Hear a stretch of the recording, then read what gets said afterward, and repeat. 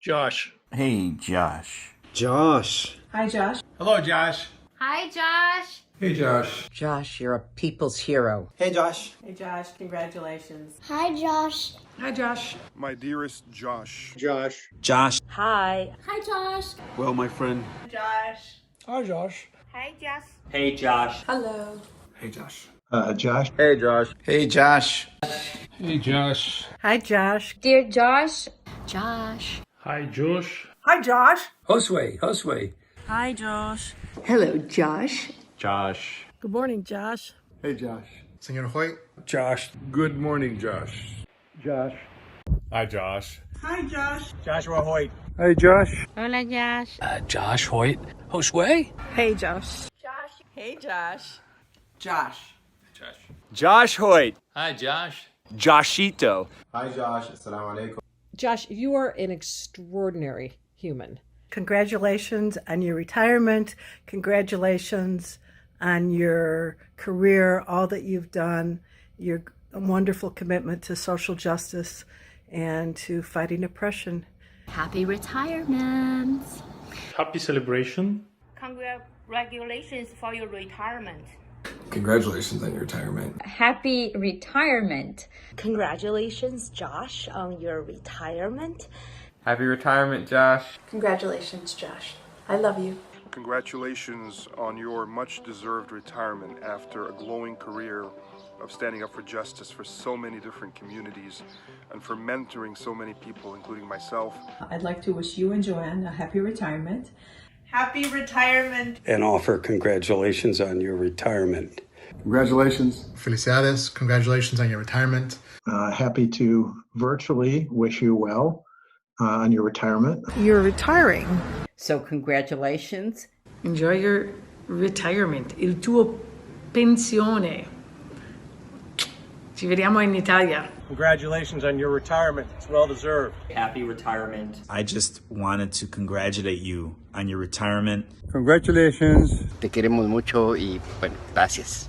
We did it. Happy retirement. Congratulations. Congratulations. I'm so happy to hear that you're moving on to a different time in life. You say, congratulations, Josh Hoyt. Congratulations, Joshua. Happy retirement. Congratulations on this particular milestone. Happy retirement. Congratulations on your storied career. Congratulations on 44 excellent years as an organizer. Welcome to retirement. Congratulations. Congratulations on your retirement. So happy for you. Congratulations on this next chapter. Wish you a very happy and a healthy and a prosperous retirement. I can't believe this day is finally here. You're retiring. Congratulations. Enjoy this next period in your life. I hear that you're retiring. That means that, like Sam and I, you get to work without being paid. Congratulations on your retirement. I'm curious to learn what retirement will mean in relationship to Joshua Hoyt. Good luck and Happy retirement! I heard this bit of fake news that you're retiring. I'm just going to ignore that because I know what that actually means is that you're going to continue working, but for free. So I'm very much. I hear you're going to retire, which makes me think that your local alderman is going crazy because the idea of having you in his word all the time can't be a very nice thought, at least for him. Hope that you have an amazing third career of your life, because something tells me you're not quite done. Something tells me you're still going to be pushing the envelope and you're still going to be working on mentoring our upcoming generation of immigrant rights and working class advocates, organizers, and leaders. I hear you're retiring. How many times I hear that before? But I'm sure this time it's for real. And I'm sure even in retirement, you're going to continue doing some great work for the most vulnerable. I know you're not done making trouble. And I just want to say, I know you're entering into retirement, but I don't think that you're going to stop doing what you do and what you love. And so time for you to take the time with your family as much as you can, because I know you're not going to be completely off the grid. Your new time in this retirement, we'll call it. I have a hard time believing you're going to stay totally retired, but hopefully you'll scale back a little bit. We had a lot of great books that we read, and now that you're retired, you're going to be able to read lots and lots more, and maybe you can go back and read all of the Caro books all over again. Okay. I'm excited to see what you do next. I know you're going to do a lot of transformational work moving forward on your own timeline. Must admit, I find it a little hard to believe you completely retiring, but I hope that this gives you a chance to step back perhaps from some of the intensity of your work. And I'm sure even though you may be retiring, you're not stopping to cause trouble. I'm not sure what to say about your retirement because I don't expect you to retire very much. But you know I will be calling you to win comprehensive immigration reform for all of our friends. And I know you want to be part of it because being mean to bullies, winning and defeating bullies gives you many, many years and joy to your life. So I'm very much looking forward to see what sort of good trouble I'm going to cook up.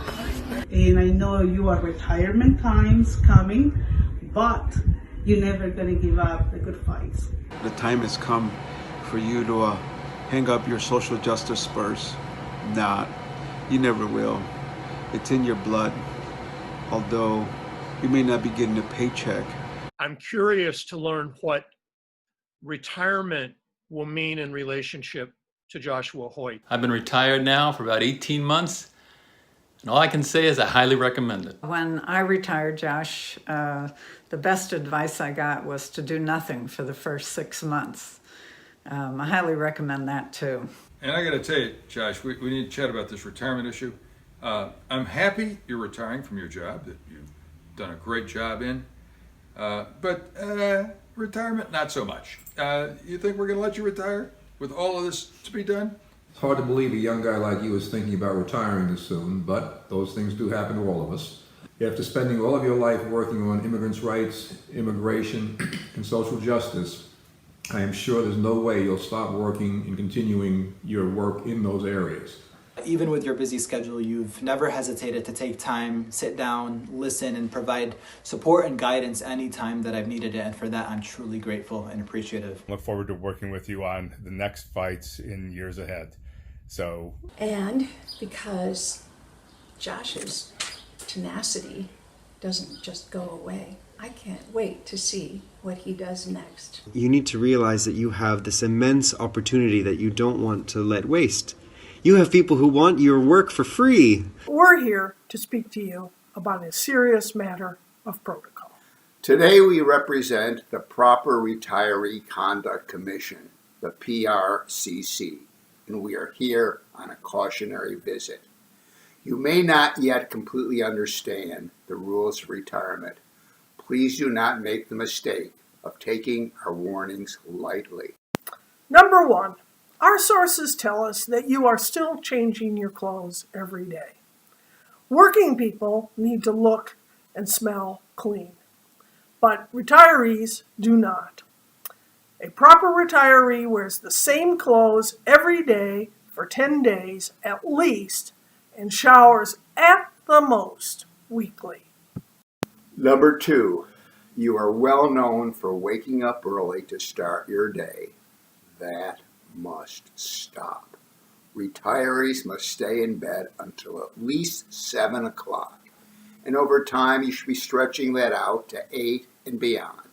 For the first 2 hours after waking, you must do nothing but drink coffee, read the news, do puzzles, or some other time-wasting activity. If it becomes absolutely necessary to do something productive, don't start before you have fully recovered from your lunch, and be sure to stop by 4:30. Number three, you do not appear to have any visible hobbies. Now that you're retiring, you're going to have voids you need to fill. You might start by shopping for knickknacks and other collectibles.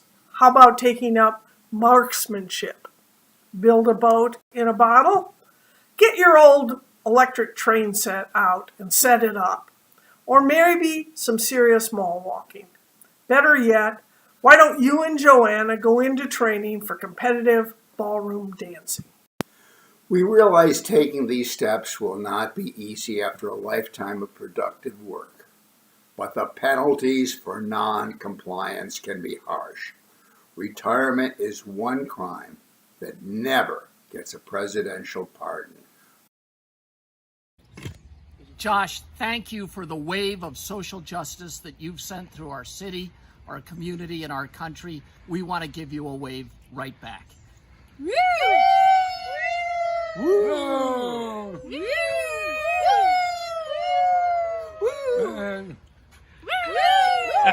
Stop. Damn it. Our little family is one of them. This family would not exist if it were not for you. And I know you understand exactly what I mean by that.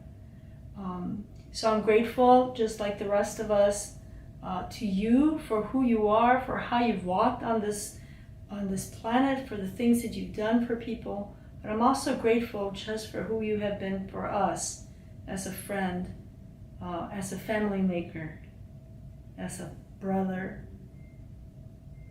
as a compadre. We love you. I wanted to thank you for being a mentor to so many people. I wanted to thank you for fighting for immigrant rights, fighting for the undocumented, fighting for working class people all your career. It's great to have this opportunity to thank you for the number of years and level of importance you've had in my life. First, I want to thank you for your thoughtfulness and care in terms of how you've related to me and my family over a number of years. Thank you so much for giving me my first job. I thank you for your friendship, for all that you've done, and for all that you will do. I'm very happy because I coming the first time. After that, I coming second time. In all this time, do you give me wonderful, wonderful advice and teach me. Josh, thank you so much. Thank you for being such a great colleague, friend, and mentor. We thank you for all that you've done, and we certainly are a different and better community as a result of your life's work. So appreciate you again. I appreciate you and your friendship and your mentorship and really the opportunities that you were able to give me, not only personally by letting me live at your house for free while after I graduated from college, but also professionally and imparting a lot of the important lessons that I've still carried with me today, like asking for help. And I think you're part of the reason for who I am today in my career and in my life. And I don't think I'll ever be able to repay you for everything you've done for me and for my family. I myself, I'm very grateful as well for having gotten to know you and your family. And during the short time I've spent with you, I got to see how involved you were and how passionate you were for your work. Thank you so much for sharing that with me. Thanks for everything that you've done and for me and for the organizations that we care about. You taught me to never, ever, ever stop pushing. And I'm grateful that you've taught me to win for the most vulnerable. I think your legacy, Josh, though, is the generation of organizers of color, or women organizers like myself. You've deepened the bench for justice. You have been a strong advocate for people's rights, as I said, and you have made a significant difference in what it is you've been able to do. I am very proud to consider you a friend of mine. I know that you will keep working with us in the issues and efforts that we have with respect to immigration. I know you'll never stop pushing for those kind of things.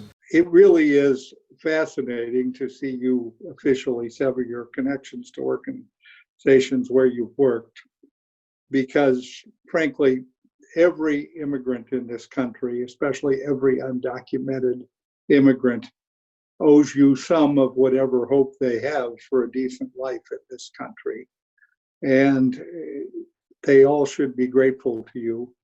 And I know I speak for your fellow co-chairs of ABIC and IBIC to say that your commitment, your talents, your humor have been a real gift to us all. Few people have had the influence and the impact that you have had on my career as an activist. Early on when I started, I met you, and you placed the seeds of courage, bravery, badass approach to activism that I tried to emulate, and I was very fortunate to have met you at that point of my early career. Thank you. I want to thank you for your advocacy for all of the different ethnic groups, and it's still going on, but you've left many, many great people behind you. Thank you, Josh. You've left an amazing legacy. You're very good at teaching this stuff to people. It was a turning point in my career, actually 20 years in, when we did family care.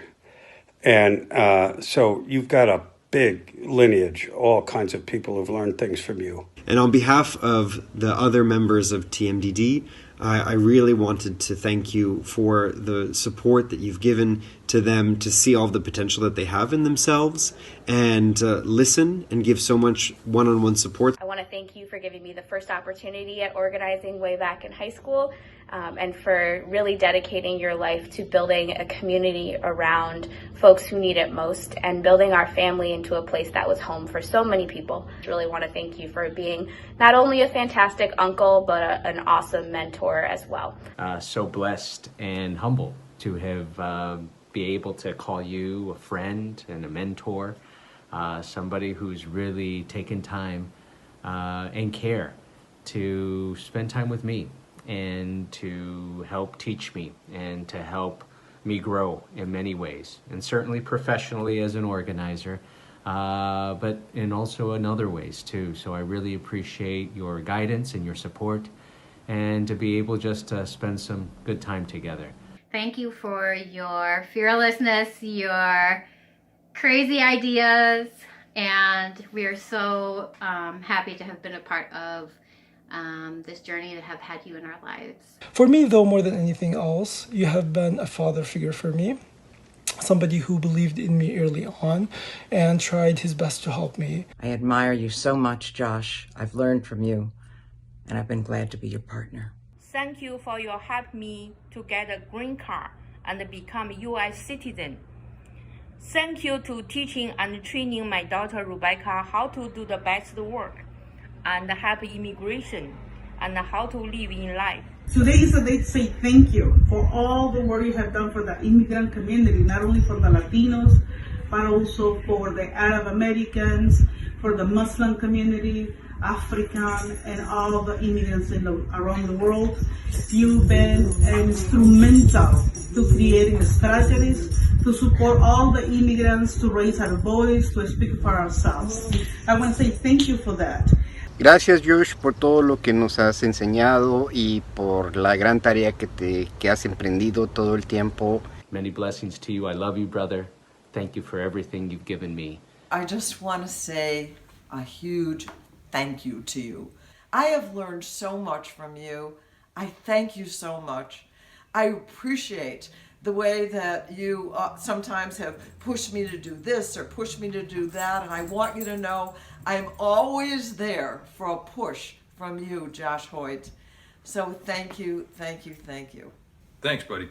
I am so glad that I can make this video to say a big thank you for helping us to set up the TMDD network and for guiding us through this process that sometimes was quite challenging, I know. Thank you for letting me be a part of this. I'm so happy for you, for the work you've done and contributed to our movement for justice in America and to so many of us that you've invested in. Thank you for everything that you've done for the immigrant rights community, so everything you've done as an organizer, as an activist. Thank you for all your guidance and your help and your strategies over the years, for your friendship, for getting to know you. When we met 5 years ago, as we started as co-chairs of the Illinois Business Immigration Coalition, and then we moved it on to the American Business Immigration Coalition, I've learned so much from you, not only about immigration, but also about how to get things done in this country. So I'm super grateful for all those months I got to spend with you then, and I will never forget your generosity, and of course Joanna's as well. I wanted to say thank you for two things. One is for your many years of support and mentoring during my time with the IAF. Really, the startup of United Power was one of the most interesting and informative times in my life. And your role as a mentor and a trainer and coach is something that I'll always value. Second, I wanted to thank you for your many years of advocacy on behalf of immigrants. I know that was really hard work, and leaving now has to be a little bit bittersweet, but it was the right thing to do then and now, and I have every hope that we will in our lifetime see resolution of some of these really difficult issues of preventing immigrants from becoming full American citizens. You want to tell a story about Josh? Who's you? There's a lot of stories. You've been a really key mentor at different points in my career and personal life, but the one that really pops out is that a few months after Ashley and I started dating, I was very caught up in a state rep race I was running, and it was like 2 weeks before Election Day, and Ashley had put together this amazing, giant public meeting with Gutierrez, and I didn't go because I was so focused. That wasn't the one. That wasn't the one? Oh, that was a different one. No, it was a different town hall in Different Bolingbrook. town hall. She put together many. But the point is that she was talking to me right after the event, and you asked her who she was on the phone with. She said she was on the phone with me, and you picked it up and said... No. Josh actually called you. Oh, he just called me out of nowhere. Yeah, because right. he was talking with me afterwards and was like, where's Michael? I'm like, yeah, I don't know. Anyway, you called me an asshole for not being there. And I was pretty annoyed and defensive about it. But it did cause me to reflect about priorities. And clearly that paid off. So thanks for that accountability. Do you want to talk about Josh? What did you do with Josh? Josh White. Yeah. You climbed on Josh. You climbed on his shoulders? You climbed on Josh Hoyt. Yeah. The first thing that you taught me when I met you in Seattle was you taught me how to draw a stick figure. You drew a stick figure with the legs and the torso and the arms and the head, and you said, well, you know what? This is what makes up a person. And what you do in your job, I don't know if for you, you said it was the arms maybe because you feel more active, and you probably said for me it was the head because you think I'm so much more, academically oriented. But you said, look, that's only one part of who you are, what you do.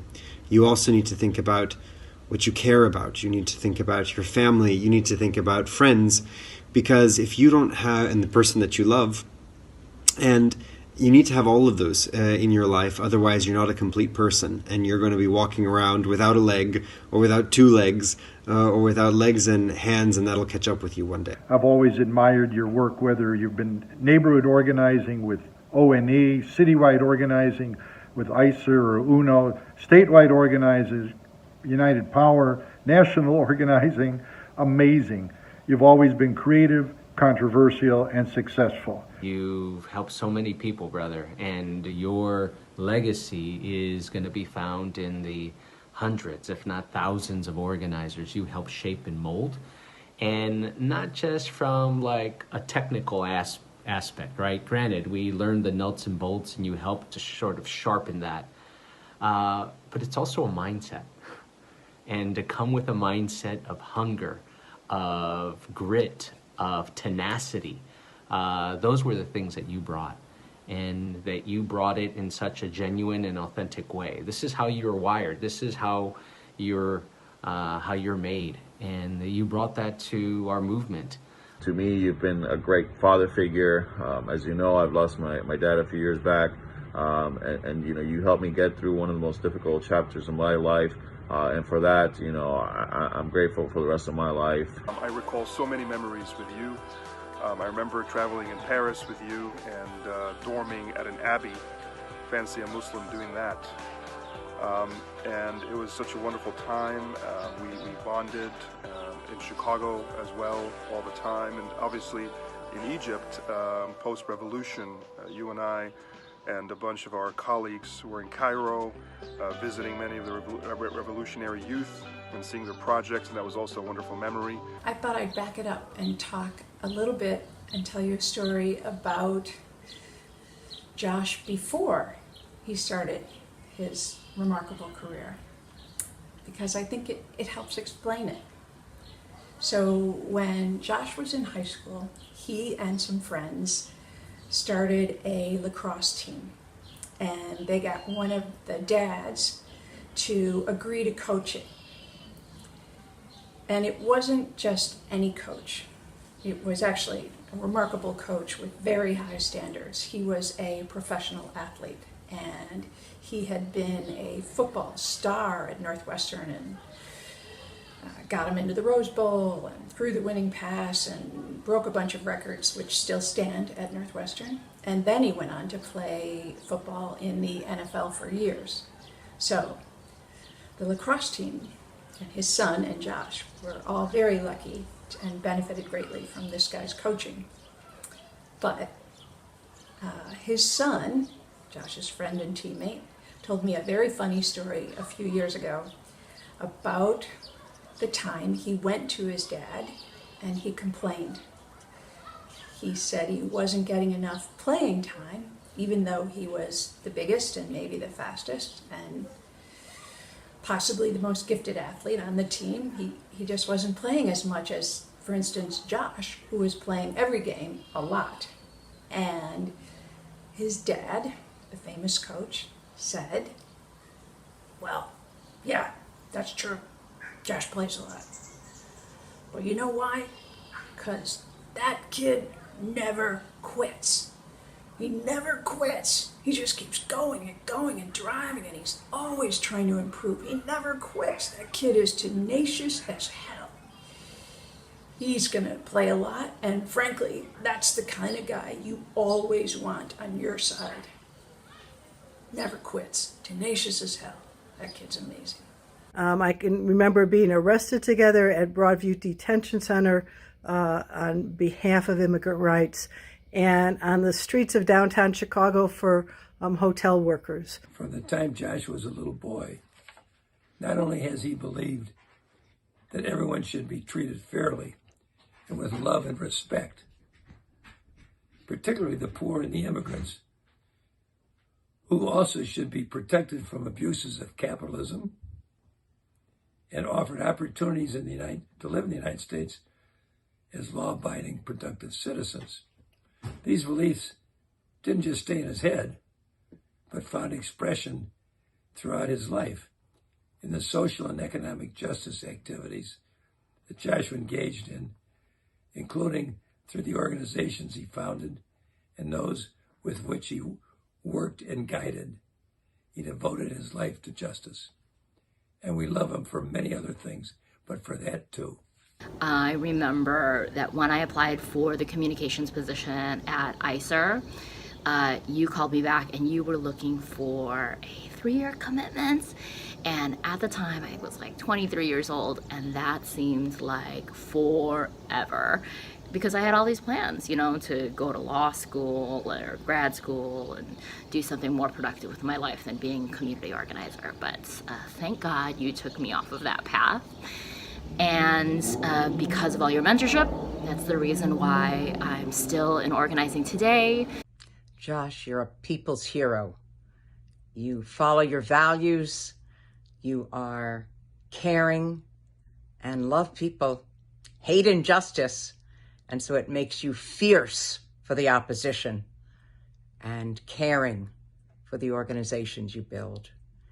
You have the toughness to know when to fight, and you have the political clarity to know when to pull things together and always how to drive forward on the issues, on the politics, on the organization, on the mobilization.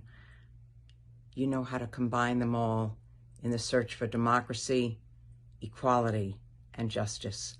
We would have sent this video much sooner, but we just got done reading your biography, and it was quite lengthy, and we had to take a couple hours of rest to recover from it. But again, a very impressive biography. You've really done a lot with your life, and you have a lot to be proud of. Even though I've never got to work with you personally, I've always loved hearing the stories about what went behind the scenes with your many victories. Also, even though you always call me a sports idiot, I'll be forever grateful that you took me to my first Bulls game. You're the only person I know that has been invited to the White House. Not once, but multiple times. You were invited to the Obama White House to write policy. I mean, who does that? That's really impressive and really exciting. I think back to the beginning of your career, and it wasn't when you got out of college. It was when you were about 10 years old. At that time, you discovered the board game Risk, and you loved that game. You were so good at it. We would quickly give up our country so we could go out and play, but not you. You would stick to that game like nobody's business. And you would play it for hours and then days and then weeks as your opponents got more worthy. I think you discovered in yourself at that time your love for the long game. And you, in fact, really do love the long game. You've been at it a long time, and your discovery of how tenacious you are, how patient you are, and how strategic you are helped you create a really glorious career, and one that you should be very proud of. One fun story about you out of the many, and that some people may remember, is the interesting protest of Mark Kirk that you put together with Juan Jose, in which we all got out in front of the, was it Chicago Club? City Club. City Club. Maggiano's. There you go. At Maggiano's, with condoms, with, was it Mark Kirk's face actually on the condoms? Yeah. I remember when you first suggested this, everyone was a little nervous and unsure, but of course we had absolute faith and trust in our fearless leader, Joshua Hoyt, and we went and did it, and I had a great time, and Michael was there too. This was before we were dating. Mm-hmm. I will always remember the many breakfast sessions we had together, going over my vision of the work I plan to do, and the many people you connected me with who were relevant and important to me. I remember in the beginning I used to think that an organizer was somebody that could throw a good party. And that's partly true, but that's not the most important thing about organizers. I learned the first party that you invited me to was really to sign petitions to try and stop a real estate developer from transforming a neighborhood in a way that was going to ruin it for the residents that already lived there. That was kind of my introduction to organizing. Your footprint in the world, and it's a good one. The thing that I remember most is I was helping someone run for office out in the northern suburbs, and they had lost miserably. And I remember sitting in my car, probably at 8:30 at night. It was raining, and you gave me a call and really a pep talk to remind me about why I did what I did, and to debrief.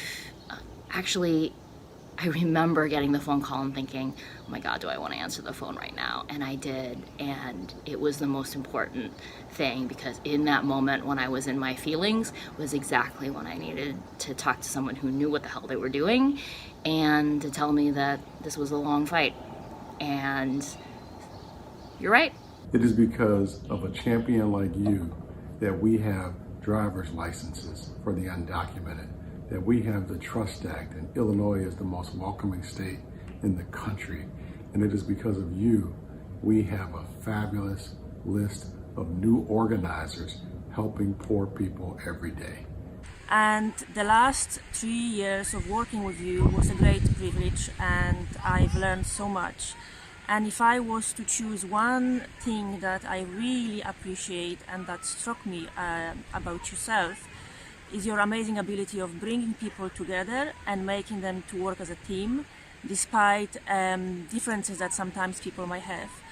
And that is a skill that I will try to practice myself and will try to implement in my work in future. And then there were, your terrible, terrible jokes. I think you introduced me to them pretty much as soon as I got in the car when you picked me up from the airport. Stuff like, let's make like cows and move it, or let's make like babies and head out. let's make like hockey players and get the puck out of here. I wonder if these jokes will get better or worse when you retire. The one story I want to talk about is much more personal. When you and Jesse and Juancho and Nano and I met in Michigan City, spent the night just having fun, and then next morning went to a Notre Dame game, got on the wrong expressway. Instead of arriving an hour and a half before the game, we arrived at halftime. You know, when we first moved in here, one of the first things that you did was you invited us up to carve pumpkins with Jackson, and we've never been treated like that before. And it's super special to not only know that your neighbors are so special, but also your landlords are so special. 2030, I coming the first time in my life in United States. This is what happened with me to the coming in one family who is living in Chicago. And before to coming, I don't know nothing for this family. When I coming in your home, when I starting to work with you, I see what is you and what is Joanna. Do you have something very special? One of the best quality, what do you have in yourself is to teach the people, to give, this is what in your heart, to tell him the truth, to teach him, to help him. These qualities not have everyone to give to another, but do you have this something in your heart? Josh, do you have everything what it's need one perfect man? You're one of the people who influenced my life in the United States since I immigrated from Syria. I remember fondly the first encounter with you when you met with me and Merdad, and you suggested that we start in the Mosque Foundation a campaign called Charity Without Fear. And that was post 9/11, when the Muslim community felt alone and under attack. And that was the campaign that launched our pathway in the Muslim community, in the Mosque Foundation, for civic engagement, for interfaith dialogue, to be part of the larger organizing community, to be part of the larger immigrant community. I remember also the two civil disobedience events that you organized and you asked me to participate in, and that they influenced my life. I met Josh when I was 22 years old, and he said, Becca, if you're serious and you work your butt off and you scratch and claw, kick and scream to the top of the community organizing field, you too can buy a home in Gary, Indiana. Now, I'll always remember how important you were to making sure that marriage equality passed here in Illinois, and just want to thank you for that. Well, the first time I met you was in 1997 when you were working at United Power. So the things that I can say is that you said all the time, you are and you put a good fight. We've known each other for over 15 years, Josh, and we've fought many, many battles together. Especially when I started with the Irish for the driving licenses, of course, which was introduced in 2013 in Illinois. You set out on this course and you knew you were going to dedicate your life the way you have, and you did. And in the meantime, you were took good care of your family, you were a good provider, you were a loving husband, a loving father, and you gave hell to people who deserved it. You would have been so proud. I just got off of a Zoom meeting organized by ICIRR, and you should have seen all these young people, these young women, brilliant organizers. And they were talking about the legislation that we need. We need a clean DACA bill. We need to push for everybody in. That's the theme that they were talking about. And it's because of you. You created the greatest organization in Illinois, really a leader around the country, showing people how to win.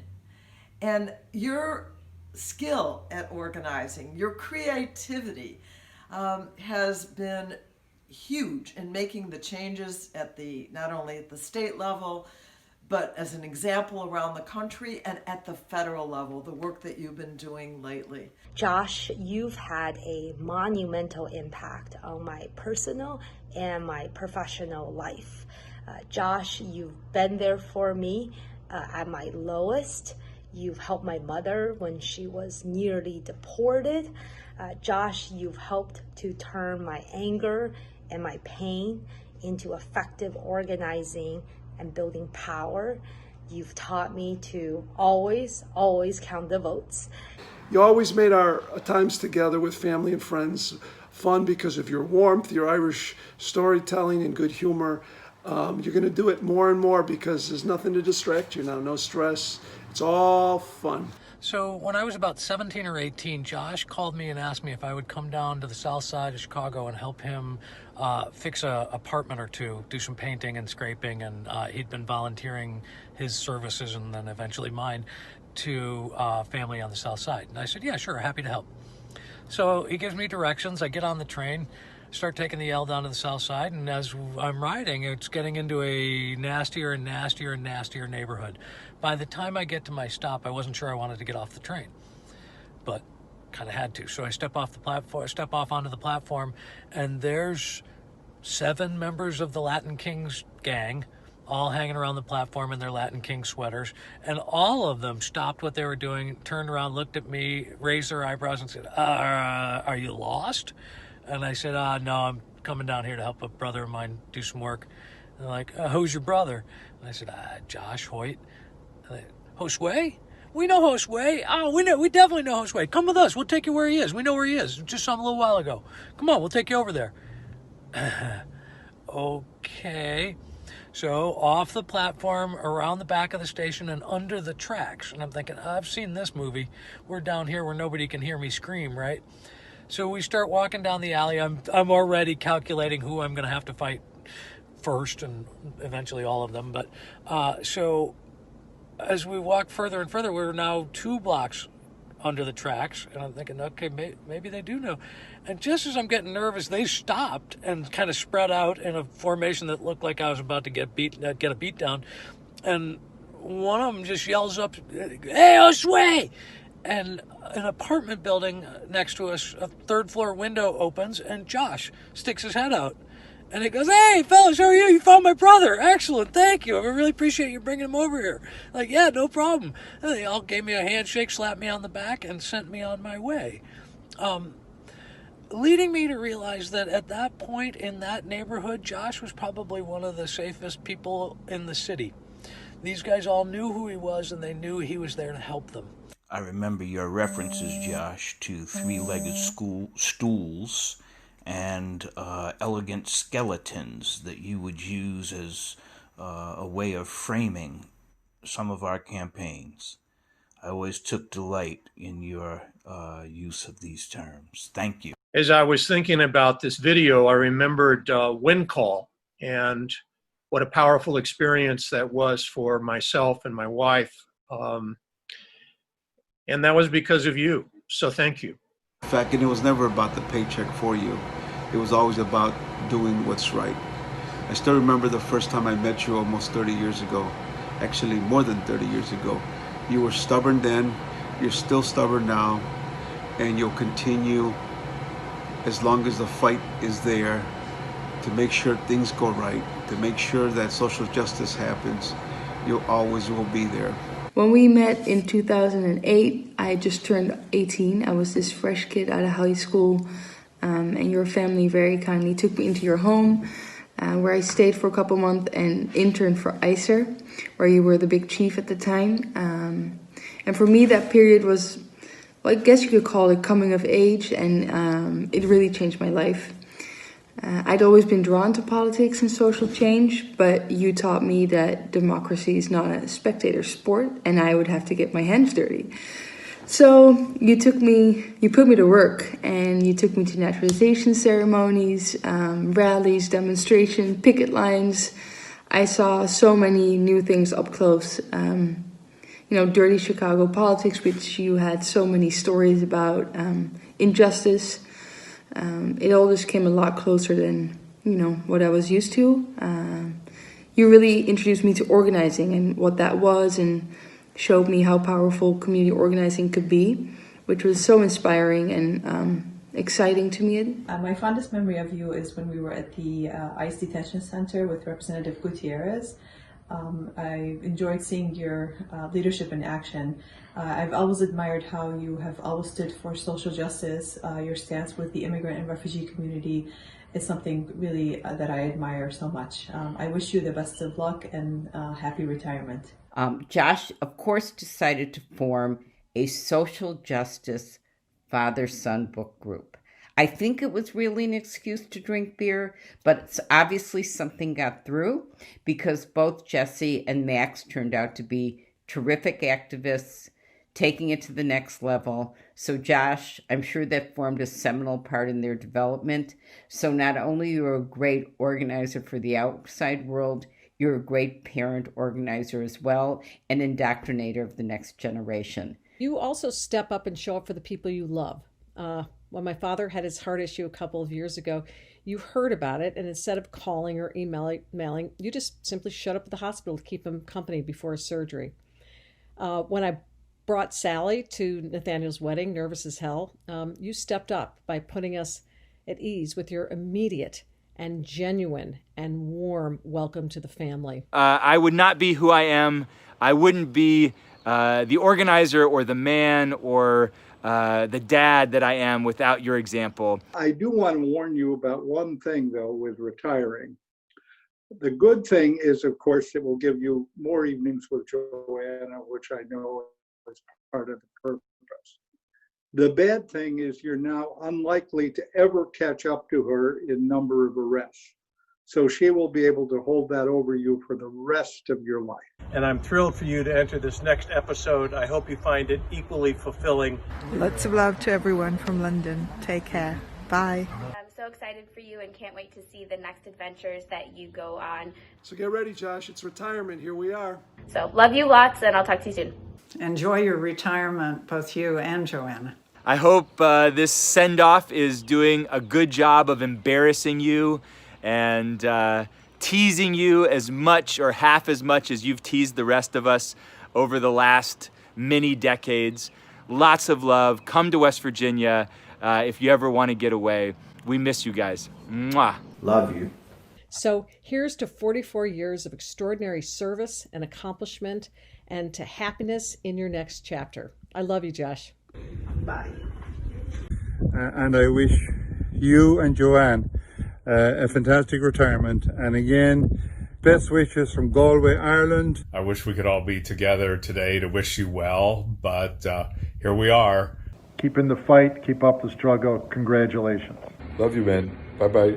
Obviously, I won't be seeing you at the office anymore, but I'll be seeing you at the next block party, and hopefully you get your hiking boots ready to go for your next adventure.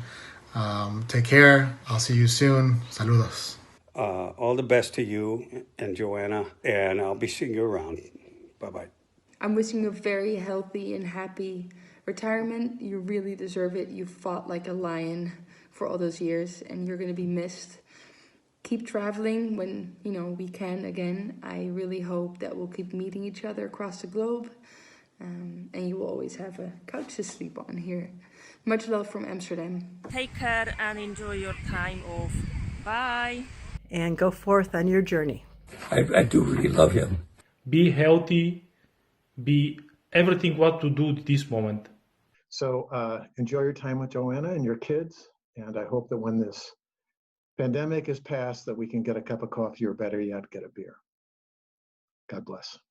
Enjoy the next many years. I love you. Take care. I want to wish you, my brother, in this next phase, buen camino. But you've got a friend here. Give me a call anytime. Cheers to you, my man. Thanks. Bye. Love you very much. You and Joanna and Harry. See? All right, have a good one. And happy retirement. And sending all my love and congratulations from Romania. Bye. Take care, Josh. Good luck. Good luck, my friend. I love you. Best wishes. You're a great guy to work with. So enjoy your retirement with Joanna. Thank you again very much. So congratulations, Josh, and I hope to see you soon. Congratulations. Enjoy this next period in your life. Thank you, man, and have a great retirement. I love you. I love your family. I love your legacy, and I hope to stay in touch with you in your retirement. Much love. Assalamu alaikum, as we say. God bless you and happy retirement. I can't wait to grab breakfast again when it's safe to hear about how things are going. I look forward to seeing and staying in connection with you. Thanks, Josh. You take care of yourself, my friend, and I'll talk to you soon. Bye-bye. Ci vediamo in Italia. Ciao, ciao. Bye. Love you guys. And looking forward to doing some hiking and traveling with you both. But I want to wish you all the very best in the world as you move forward in the rest of your life. Congratulations on retirement, and enjoy all the time to read and come to the meetings now.